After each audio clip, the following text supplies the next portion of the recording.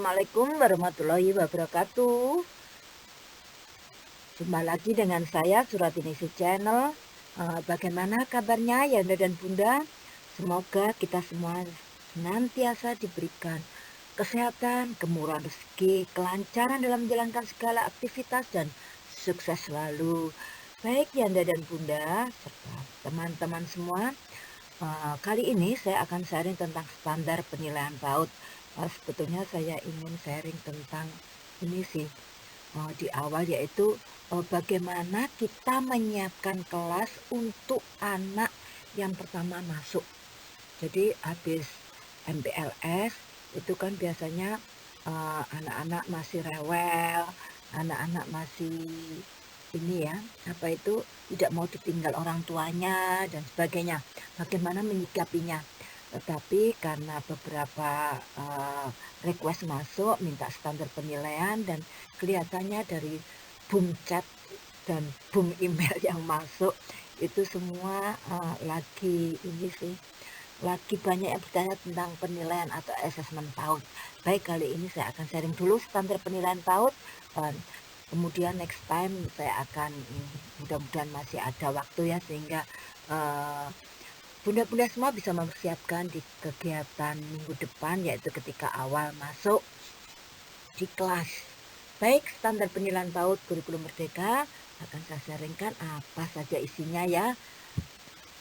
Standar penilaian ini menurut Peraturan Menteri atau Permendikbud Riset dan Teknologi Republik Indonesia di nomor 21 tahun 2022 tentang standar penilaian pendidikan pada pendidikan anak usia dini, jenjang pendidikan dasar dan jenjang pendidikan menengah.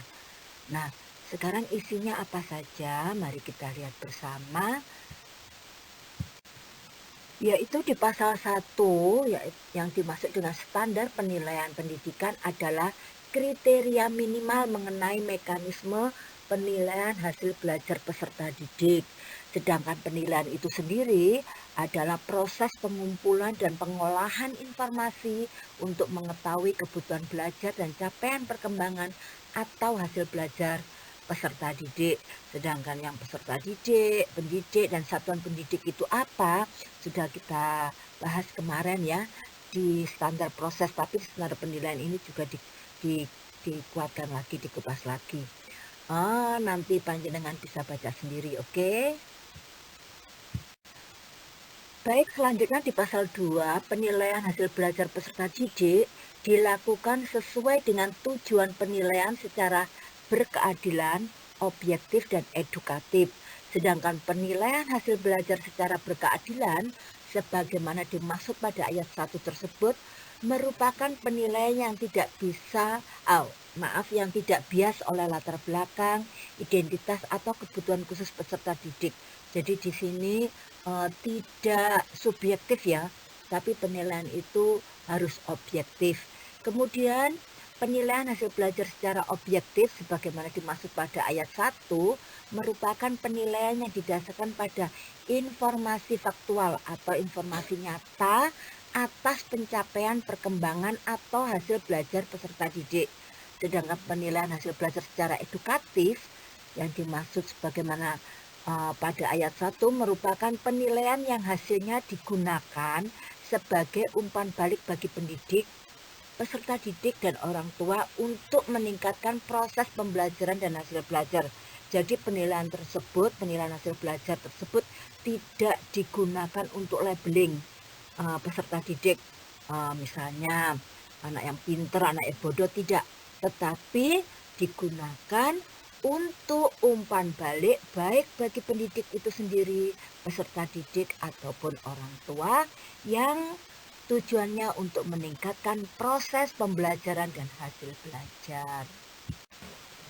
Sedangkan di pasal 3, prosedur penilaian hasil belajar peserta didik meliputi 1 atau A, perumusan tujuan penilaian, kemudian pemilihan dan atau pengembangan instrumen penilaian, kemudian pelaksanaan penilaian, pengolahan hasil penilaian, dan pelaporan hasil penilaian. Jadi ketika kita memilih atau mengembangkan instrumen penilaian, kalau di PAUD itu kan teknik penilaian ada 4 ya toh. Ada lembar amatan itu catatan anekdot dan checklist, kemudian ada hasil karya dan foto berseri. Nah, ketika kita memilih, tentunya harus sesuai dengan tujuan penilaian itu. Untuk mengukur apa sih? Kita lihat di kegiatan mainnya. Kemudian setelah kita laksanakan penilaian, setelah kita pilih di antara 4 itu kita laksanakan penilaian, lalu kita olah, kita analisis, dan kemudian kita masukkan di rapot atau pelaporan hasil penilaian yang diberikan setiap 1 semester sekali atau 6 bulan sekali. Nah, prosedur penilaian hasil belajar sebagaimana dimaksud pada ayat 1 tersebut disesuaikan dengan karakteristik jalur, jenjang, dan jenis satuan pendidikan. Tentu saja kita di jenjang PAUD, di fase pondasi itu harus benar-benar ketika kita melakukan penilaian harus sesuai dengan fakta atau faktual, jadi bersifat objektif dan tidak subjektif. Baik Yanda dan Bunda, di pasal 4, perumusan tujuan penilaian sebagaimana dimaksud pada pasal 3 ayat 1 tadi, yaitu huruf A, memperhatikan keselarasan dengan tujuan pembelajaran yang merujuk pada kurikulum yang digunakan satuan pendidikan. Nah, ini ada beberapa pertanyaan, saya jawab sekalian di sini ya. Bunda, ketika kita menyusun lembar amatan checklist, kenapa yang ditulis itu tujuan pembelajaran, bukan tujuan kegiatan? Bukan itu ya maksudnya ya. Panjenengan, Yanda dan Bunda itu disilakan memilih. Kalau memang yang dimasukkan dalam checklist itu tujuan pembelajaran, berarti kegiatan penilaian itu nanti bersifat periodik. Makanya di situ ada kolom yang berbunyi nomor tujuan pembelajaran, terus kemunculan ya, muncul, tidak muncul, kalau muncul dicontreng, kalau tidak muncul disilang. Kemudian tempat peristiwa atau tempat ketika kita mau melakukan penilaian dan tanggal, lalu kemudian ada keterangan, kita analisis di situ. Nah, ketika kita lakukan saat ini tanggal 19, mungkin ketika kita menggunakan checklist lain waktu itu mungkin di tanggal berapa ya, 20 dan sebagainya atau 30 dan sebagainya ya, tanggal berikutnya maksudnya. Nah, itu dimasukkan tujuan pembelajaran mana yang ingin kita nilai. Jadi kalau tujuan pembelajaran itu untuk mengukur sejauh mana kegiatan tersebut, bukan kegiatan ya, tujuan pembelajaran tersebut bisa dicapai anak. Jadi nanti sifatnya periodik ya. Tetapi kalau tujuan kegiatan yang kita tuliskan di checklist tersebut, berarti itu tujuan harian saat itu. Bisa satu format itu dipakai satu kelas. Tapi kalau yang kita tuliskan tujuan pembelajaran, itu mungkin satu format itu untuk satu anak. Jadi seperti itu. Lalu penilaian itu bagaimana Bunda? Apakah dilakukan setiap hari? Jelas, karena penilaian itu terintegrasi dengan rencana pembelajaran. Jadi harus terintegrasi ketika ada rencana pembelajaran, ya di situ disiapkan penilaian. Tetapi apabila muridnya banyak, kita di sini tidak harus semuanya kita nilai. Jadi kita sampling saja ya, kita sampling saja. Seperti catatan anekdot, kita pilih berapa orang, kemudian hari berikutnya bergilir berapa orang, sampai akhirnya selesai kembali lagi ke anak yang rollingan pertama. Jadi seperti itu. Nah, yang kedua, saya lanjut ya di sini. Hasil perumusan tujuan penilaian sebagaimana dimaksud pada ayat 1 dimuat dalam perencanaan pembelajaran. Oke, sekarang kita masuk ke pasal 5, bahwa pemilihan dan atau pengembangan instrumen penilaian sebagaimana dimaksud pada pasal 3 ayat 1 huruf B dilaksanakan oleh pendidik dengan mempertimbangkan karakteristik kebutuhan peserta didik dan berdasarkan rencana penilaian yang termuat dalam perencanaan pembelajaran. Tadi sudah saya jelaskan ya, penilaian itu dilakukan setiap hari karena penilaian itu terintegrasi atau jadi satu dengan rencana pembelajaran. Mana penilaian atau teknik penilaian mana yang sesuai dengan tujuan kegiatan atau tujuan pembelajaran yang ingin kita nilai, yang ingin kita tahu sejauh mana kompetensi atau kemampuan anak tersebut sudah menguasai. Jadi misalnya kalau kita memilih hasil karya, tentunya anak tersebut harus menghasilkan suatu karya. Nah, kalau misalnya foto berseri, biasanya kita pakai untuk kegiatan anak-anak yang ada proses kegiatan untuk menghasilkan sesuatu. Jadi seperti itu. Nah, ini nanti untuk di tujuan kegiatan dengan teknik penilaian mana, ini yang paham betul adalah Bu Guru.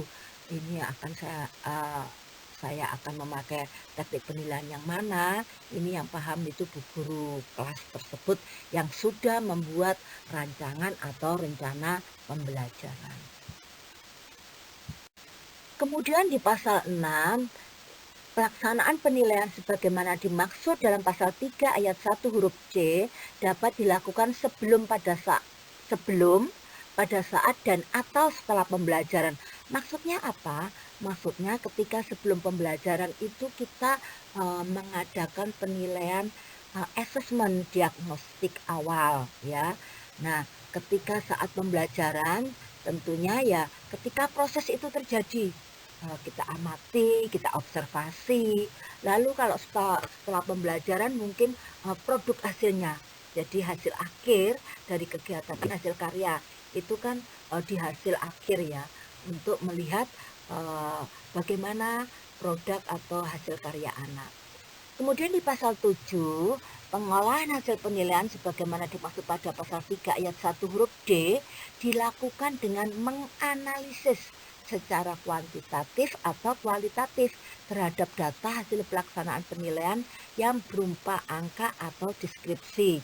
Nah, perlu digarisbawahi di sini bahwa kalau pendidikan anak usia dini itu tidak berbentuk kuantitatif, jadi tidak berbentuk angka-angka ya, tapi kualitatif.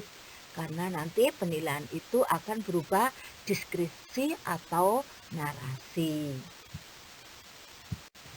Oke, sekarang kita di pasal 8, yaitu 1, pelaporan hasil penilaian sebagaimana dimaksud dalam pasal 3 ayat 1 huruf E dituangkan dalam bentuk laporan kemajuan belajar. Lalu, laporan kemajuan belajar sebagaimana dimaksud pada ayat 1 berupa laporan hasil belajar yang disusun berdasarkan pengolahan hasil penilaian. Dan 3, laporan hasil belajar sebagaimana dimaksud pada ayat 2 paling sedikit memuat informasi mengenai pencapaian hasil belajar peserta didik. Jadi capaian dari anak-anak ketika mengikuti kegiatan pembelajaran selama 1 semester itu kita tuliskan. Dan selain memuat informasi sebagaimana dimaksud pada ayat 3, yaitu capaian hasil belajar untuk pendidikan anak usia dini juga memuat informasi mengenai pertumbuhan dan perkembangan anak. Pertumbuhan itu yang bagaimana? Pertumbuhan itu ketika kita mengukur berat badan siswa, tinggi badan, lingkar kepala itu ya. Kemudian laporan hasil belajar sebagaimana dimaksud pada ayat 3 dan ayat 4 tertuang dalam rapor atau bentuk laporan hasil penilaian lainnya. Ini juga sudah saya sampaikan ya ketika saya menyampaikan tentang pembelajaran dan asesmen ya. Di situ bentuk raportnya masih sama, yaitu di atas sendiri itu ada identitas siswa, nama, terus ada semester, tahun pelajaran, dan sebagainya. Lalu ada pertumbuhan. Pertumbuhan boleh ditaruh di atas, boleh di bawah, itu fleksibel ya. Jadi pertumbuhan di situ isinya apa? Berat badan siswa, tinggi badan, dan lingkar kepala. Kemudian ada pendahuluan. Pendahuluan itu sifatnya ingin memberitahukan secara umum capaian anak selama Bu Guru mendampingi di semester misalnya 1 atau di semester 2. Baru kemudian kompetensi yang sudah dicapai anak di 3CP, yaitu nilai agama dan budi pekerti disampaikan di situ secara narasinya apa yang sudah dicapai oleh anak dan yang perlu. Jadi di sini ada ini ya, ada apa itu kerjasama atau kolaborasi antara orang tua, antara guru dan orang tua untuk selanjutnya di rumah ada motivasi, ada bimbingan, dan ada semacam apa ya, semacam ya bimbingan lah kepada anak untuk hal-hal tertentu, jadi itu disampaikan juga. Kemudian habis nilai agama dan budi pekerti, jati diri, narasinya disampaikan sama seperti nilai agama dan budi pekerti tadi ya, capaian sudah dicapai atau hal-hal yang perlu ditindaklanjuti atau dibimbing di rumah untuk dimotivasi orang tua. Kemudian ada di dasar selanjutnya adalah dasar-dasar literasi, sains, matematika, teknologi, rekayasa, dan seni juga disampaikan sama. Kemudian di bawahnya baru ada laporan proyek profil pelajar Pancasila. Setelah itu ada refleksi orang tua atau komentar orang tua, bagaimana bahasanya. Kemudian ada kehadiran, misalnya absen berapa, sakit berapa, izin berapa, dan di bawah sendiri mengetahui apa itu namanya, tanda tangan dari guru kelas dan mengetahui kepala sekolah. Jadi seperti itu bentuknya rapot untuk PAUD. Sekarang apa yang ada di pasal 9, yaitu penilaian hasil belajar peserta didik dengan prosedur sebagaimana dimaksud dalam pasal 3 sampai dengan pasal 8 berbentuk penilaian formatif dan penilaian sumatif. Dalam hal ini saya garis tebal ini ya, bahwa di PAUD tidak ada sumatif, tapi penilaian formatif sebagaimana dimaksud pada ayat 1 huruf A dilaksanakan pada pendidikan anak usia dini. Ya, kalau sumatif itu nanti dasmen ya, tapi untuk kita, untuk pendidikan anak usia dini hanya formatif atau harian. Penilaian formatif sebagaimana dimaksud pada ayat 1 huruf A bertujuan untuk memantau, memperbaiki proses pembelajaran serta mengevaluasi pencapaian tujuan pembelajaran. Kemudian penilaian formatif juga sebagaimana dimaksud pada ayat 4 dilakukan dengan mengumpulkan informasi mengenai peserta didik yang mengalami hambatan atau kesulitan belajar dan perkembangan belajar peserta didik. Kemudian informasi sebagaimana dimaksud pada ayat 5 digunakan sebagai umpan balik bagi peserta didik untuk mengembangkan kemampuan dalam memonitor proses dan kemajuan belajar sebagai bagian dari keterampilan belajar sepanjang hayat dan pendidik untuk merefleksikan dan meningkat. Baik, Yanda dan Bunda, karena saya hanya membahas tentang PAUD, jadi di pasal 10, 11, 12 itu tidak ada tentang PAUD, saya langsung loncat ke pasal 13. Nah, pada saat peraturan menteri ini mulai berlaku, ketentuan mengenai standar penilaian pendidikan yang diatur dalam peraturan Menteri Pendidikan dan Kemendikbud nomor 137 tahun 2014 tentang standar nasional pendidikan anak usia dini, yaitu di Berita Negara Republik Indonesia tahun 2014 nomor 1668 dan peraturan Menteri Pendidikan dan Kebudayaan nomor 53 tahun 2015 tentang penilaian hasil belajar oleh pendidik dan satuan pendidik pada pendidikan Dasmen, serta Peraturan Menteri Pendidikan dan Kebudayaan Nomor 23 Tahun 2016 tentang standar penilaian pendidikan dan ketentuan mengenai standar penilaian pendidikan yang tertuang dalam Peraturan Menteri Pendidikan dan Kebudayaan Nomor 34 Tahun 2018 tentang standar nasional pendidikan Dasmen ya, sekolah menengah kejuruan, madrasah dan sebagainya.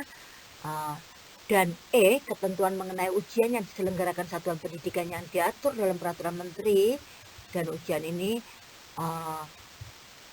yang pendidikan kebudayaan nomor 43 tentang penyelenggaraan ujian yang diselenggarakan satuan pendidikan di sini dicabut dan dinyatakan tidak berlaku.